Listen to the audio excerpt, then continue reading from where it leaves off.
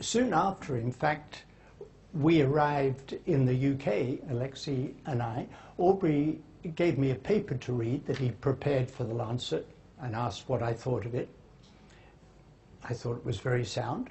He questioned the 6-monthly dental checkup. His suggestion was it did more harm than good. What? Said a Greek dentist. How is it possible that we're causing harm? We get up in the morning to do good. Therefore, Aubrey must be the harmful one. What he did was review the science. And for reviewing the science, he was attacked personally. One former chair of the General Dental Practitioners suggested the best way to resolve this controversy was for Aubrey to return to South Africa. We watched Aubrey through all of this as he stuck true to his principles, didn't vary. The pressure was close to intolerable. At one point, he was threatened with being reported to the General Dental Council for bringing the profession into disrepute. Publishing a paper in the Lancet on the basis of a careful review of the evidence. Notice that second part. There have been papers published in the Lancet, like the MMR, but that was not careful review of the evidence. That was fraud.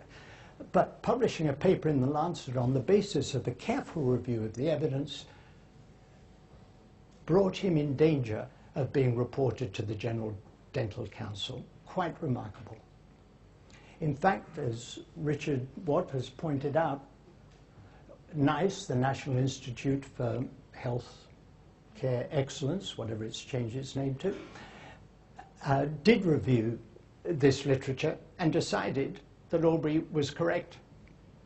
His view of the science was absolutely right. But it was part of a broader worldview. Dentistry, of course, is absolutely vitally important, no question about it. When we have problems with our teeth, we need to go to high-quality dental care. But his broader worldview was about prevention and, more generally, public health.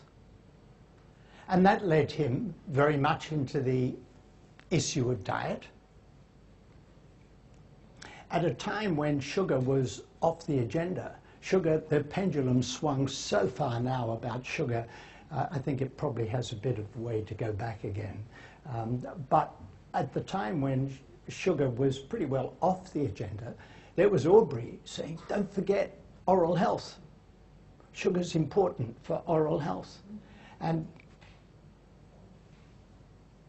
something strange just happened here, but it's probably one of those exercise desks that you stand up and down.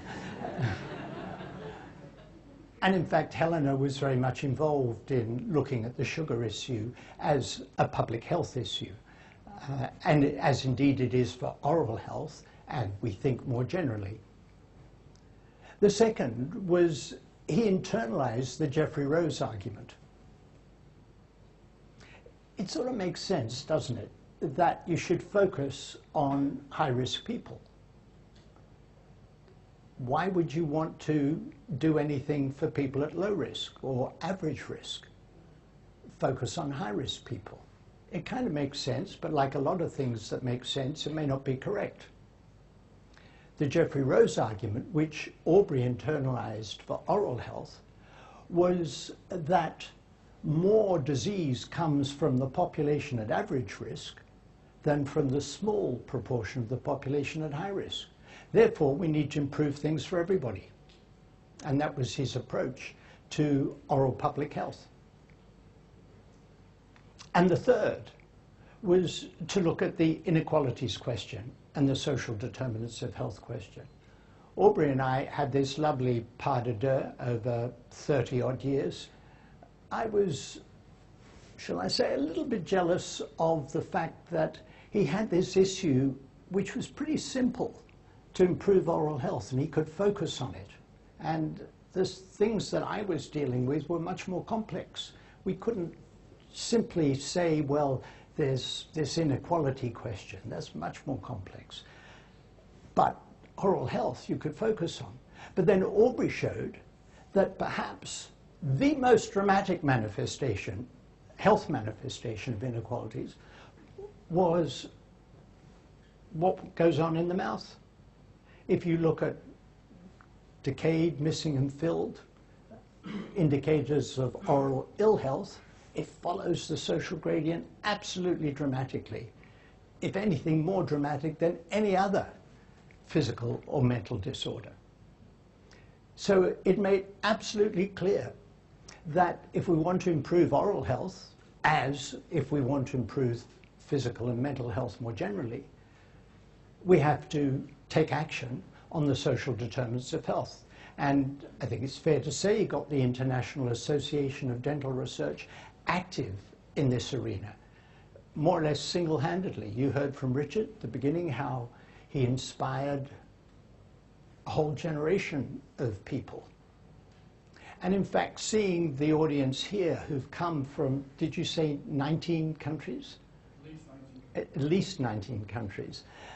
I remember the Festschrift that we had in London, and I remember commenting at the time that I had never, in all my life, been in such an occasion where there was such an outpouring of respect and affection and gratitude to one person, Aubrey. It was a statement of the regard in which he was held. I've got a proposal for a new index.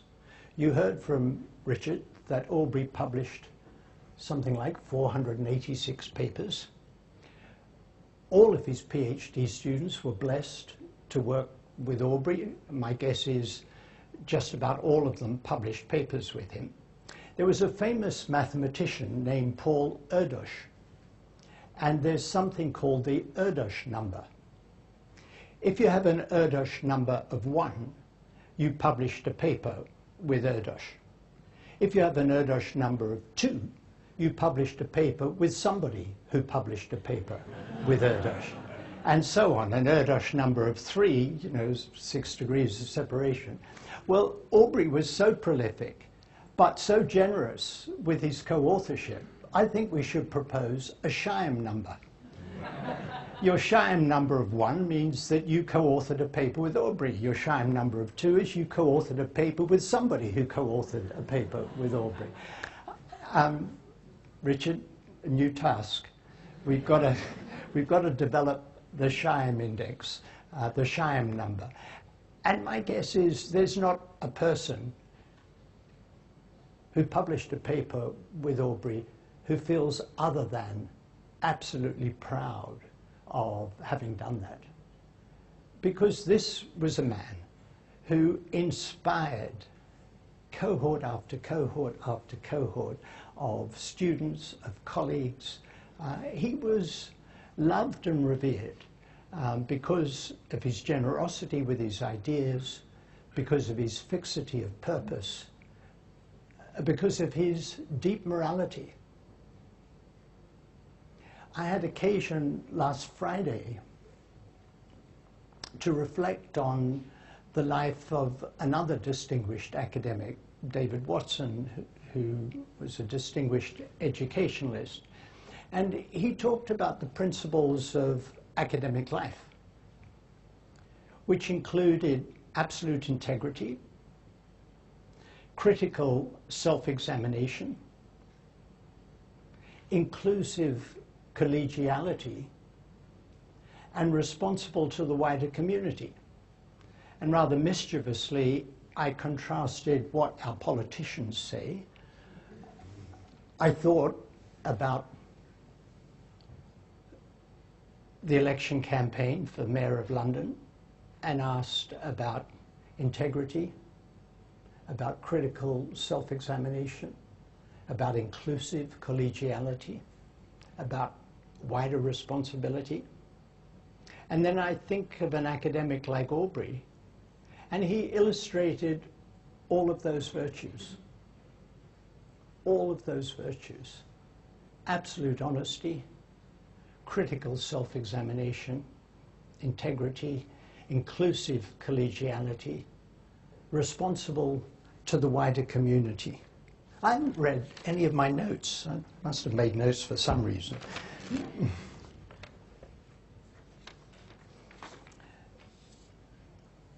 An important part of Aubrey's activities were the international dimension. He made three very important trips that were formative in his worldview: to Nigeria, where I think he did his PhD research, to Indonesia, to Ann Arbor, Michigan. And he talked often of those formative experiences. They clearly influenced his life. But then, as one Brazilian after another told me, that Aubrey was a legend in oral dental public health in Brazil, in the Basque Country. God knows why the Basque Country, but in the Basque Country. People don't talk about oral public health without talking about Aubrey Sheiham. You heard about Malaysia, that he had enormous and wide international impact. But the last thing that I want to mention is that he never forgot his native South Africa. Like a whole generation of people, he left because of the political situation, and it was very difficult because he had family there, but he was totally out of sorts with the apartheid regime. But then he and Helena decided to leave a bequest to Wits, University of Witwatersrand, to establish a center on social determinants and health equity, to foster the development of faculty, of teaching and research at Wits in South Africa more generally and Southern Africa more generally. That's about to take off. We'll talk about it some more. It's about to take off, but it's a statement of always thinking about how to help others, how to use his good fortune to help others. As Aubrey came close to death, he stayed remarkably active in his mind and his concern for public health. And in fact, as I've mentioned to some of you, in his hospital room, I think about 36 hours before he died, Helena had a press clipping from South Africa of the announcement of the Wits bequest. And I read it out to him. And there was Aubrey struggling for breath.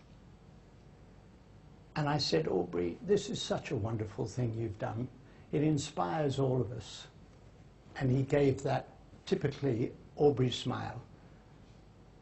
And we said goodbye. Thank you.